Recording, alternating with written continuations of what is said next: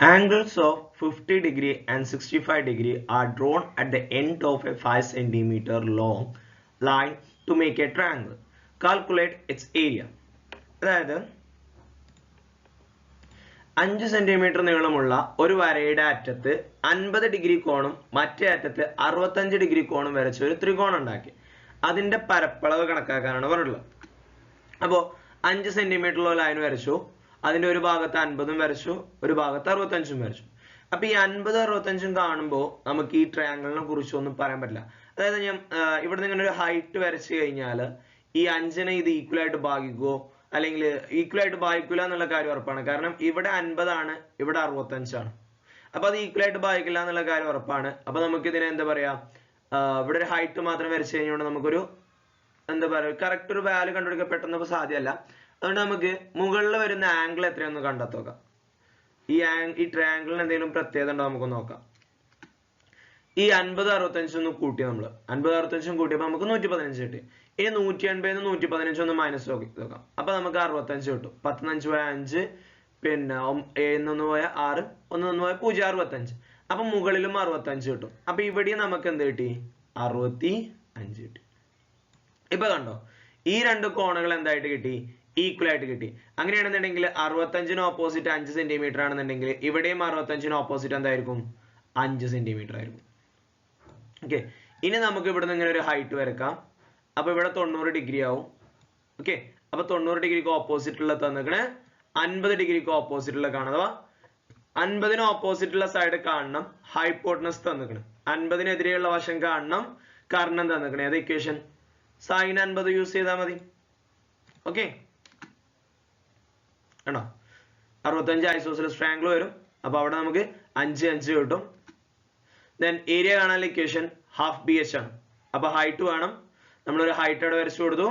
Then അപ്പൊ 50ന് opposite ഉള്ള side നമുക്ക് കാണണം. നമ്മൾ നേരത്തെ പറഞ്ഞ പോലെ തന്നെ 50ന് ഓപ്പോസിറ്റ് ഉള്ള സൈഡ് നമുക്ക് കാണണം, കാരണം തന്നിരിക്കണം അവിടെ റൈറ്റ് ട്രയാംഗിൾ ഫോം ചെയ്യുന്നുണ്ടല്ലോ. അപ്പൊ അത് വെച്ചിട്ട് നമുക്ക് സൈൻ ഉപയോഗിച്ചിട്ട് നമുക്ക് എന്ത് ചെയ്യാം, ആ ഹൈറ്റിന്റെ നീളം കാണാം അല്ലെ. നമുക്ക് 50ന് ഓപ്പോസിറ്റ് ഉള്ള സൈഡ് കാണണം, ഇവിടെ ഹൈപ്പോട്ടനസ് തന്നിരിക്കണേ. അപ്പൊ sine 50 equal to C D by A C എന്ന് കിട്ടും. എ സിയുടെ നീളം 5 ആണ്. സൈൻ 50ന്റെ വാല്യൂ 0.77 എടുത്തു. ഇനി ഈ 5നെ ഇപ്പുറത്തോട്ട് കൊണ്ടുപോവാം. അപ്പൊ ഹരിക്കാനുള്ള അപ്പുറം ചെല്ലുമ്പോൾ എന്താവും, ഗുണിക്കാനാവും. ദെൻ 77 5 ഗുണിക്കുക 3.85 കിട്ടും. 77 5 ഗുണിക്കുമ്പോൾ നമ്മുടെ ഗുണിച്ചു നോക്കാം, നമുക്ക് 5 ഗുണിക്കാം.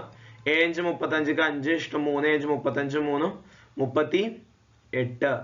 ഇനി 38 ആണ് കിട്ടിയത്.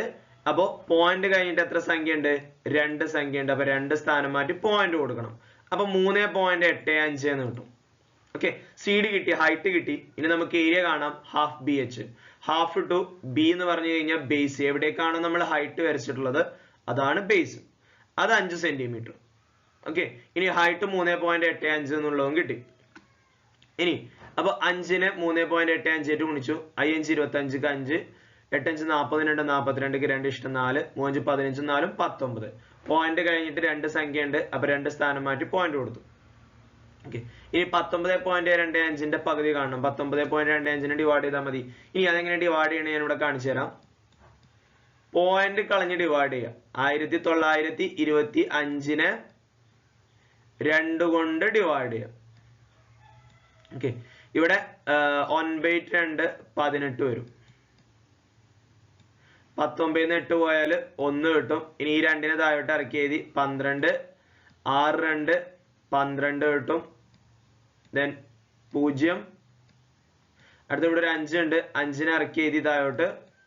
5ൽ എത്ര 2 ഉണ്ട്, 5ൽ 2 2 ഉണ്ട്. അപ്പൊ 2 2 4 ശിഷ്ടം 1 വരും. ഇനി ഇവിടെ താഴോട്ട് ഇറക്കി ചെയ്ത നമ്പർ ഇല്ല. അപ്പൊ നമ്മൾ എക്സ്ട്രാ ഒരു 0 ഇവിടെ ഇട്ട് കൊടുക്കണം. അപ്പൊ ഇവിടെ ഒരു പോയിന്റ് വരും. ഓക്കെ, അപ്പൊ 10 ആയി. 10ൽ എത്ര 2 ഉണ്ട്, 5 2 ഉണ്ട്.